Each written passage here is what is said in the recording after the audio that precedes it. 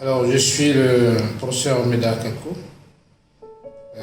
anatomiste, neurochirurgien, chef du laboratoire d'anatomie normale de chirurgie expérimentale et de biomécanique à la faculté de médecine.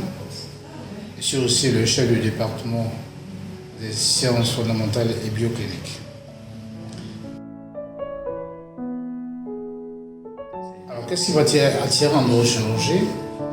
C'est une longue histoire. Alors, initialement, quand je faisais mon internat, je voulais être chirurgien. La fonction de neurochirurgien, la vocation de neurochirurgien est venue un peu plus tard à la rencontre du professeur Bazizé. C'est ma rencontre avec le professeur Bazizé dans les années 1989 qui a suscité en moi la vocation de neurochirurgien. Avec le temps, il m'a confié la neurochirurgie vasculaire et la neurochirurgie de la base du crâne. Et c'est comme ça que j'ai poursuivi ma formation en France en approfondissant un peu ces deux aspects-là. On m'a dit, me résumer, ma vocation de neurochirurgien, elle n'est pas venue spontanément comme ça, c'est le professeur Bazizé qui a suscité en moi la vocation de neurochirurgien. Je savais que je devais être anatomiste et chirurgien, mais la spécialité chirurgicale n'était pas très claire à mon niveau. Et donc c'est en me frottant au contact du professeur Bazizé que la vocation de neurochirurgien est arrivée. C'est comme ça que je me suis retrouvé donc en neurochirurgie.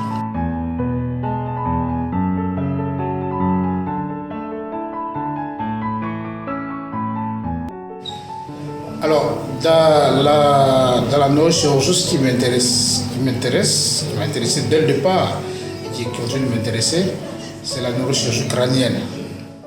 La neurochirurgie crânienne,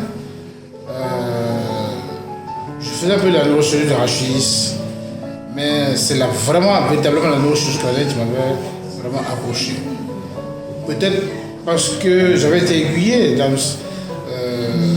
le professeur Bazizé dans le sens de la chirurgie de la base du crâne et la chirurgie vasculaire, mais ce qui a véritablement attiré mon attention et qui m'a véritablement accroché, c'était la neurochirurgie crânienne. Et donc tout ce qui intéressait le crâne, la voûte crânienne, la base du crâne, a véritablement attiré mon attention. Donc tout ce qui est tumoral, tout ce qui est vasculaire aussi, parce que les deux vont ensemble, ça a véritablement attiré mon attention. Voilà les deux aspects qui m'ont vraiment intéressé dans la neurochirurgie. Donc l'axe crânien m'a véritablement intéressé.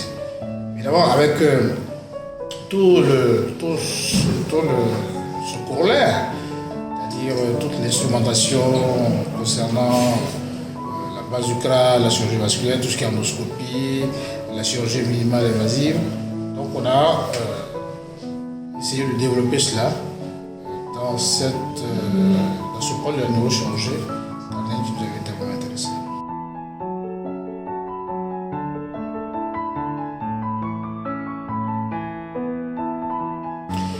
Alors, d'abord, je voudrais dire une chose. Il faut aimer d'abord la spécialité chirurgicale, c'est un premier temps. Deuxièmement, il faut aimer, on va dire, la spécialité neurochirurgicale, parce qu'il y a beaucoup de contraintes. C'est vrai que la chirurgie rachidienne elle est intéressante, la chirurgie crânienne aussi, mais ce sont deux spécialités qui sont regroupées dans une et qui, on va dire, dans une qui est très contraignante. Parce que faire des opérations chirurgicales qui peuvent durer des heures, 3 heures, 4 heures, 8 heures pour certaines, eh bien, il faut véritablement s'armer de courage. Ça, c'est donc le premier élément. Il faut aimer la spécialité. Il faut être courageux. il faut faire du sport pour pouvoir quand même travailler l'endurance. Et il faut, j'allais dire, pour certaines spécialités, par exemple fines, telles que la chirurgie crânienne, il faut savoir jouer d'un instrument de musique, il faut savoir dessiner, parce que c'est de l'art. C'est de l'art.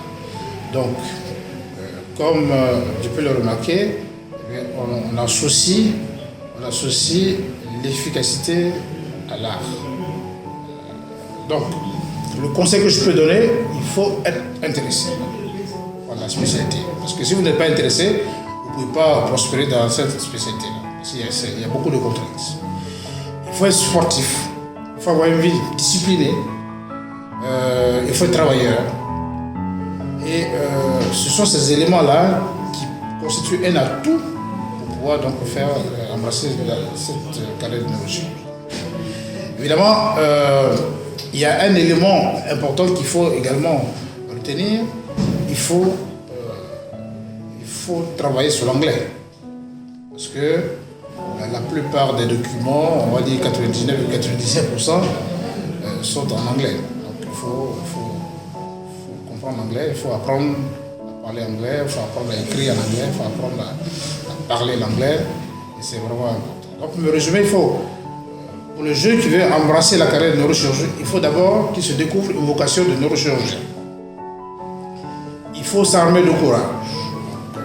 Avoir une vie saine, équilibrée, faire du sport, etc. Et s'intéresser véritablement à cette chirurgie qui est, on va dire, contraignante. Mais une chose basique, c'est l'anatomie. Vous ne pouvez pas faire de la neurochirurgie sérieuse sans anatomie. En fait, c'est le GPS. Il faut aimer l'anatomie. Évidemment, on ne demande pas de faire l'anatomie comme un anatomiste, mais au moins l'anatomie topographique, il faut véritablement la connaître pour pouvoir embrasser cette spécialité.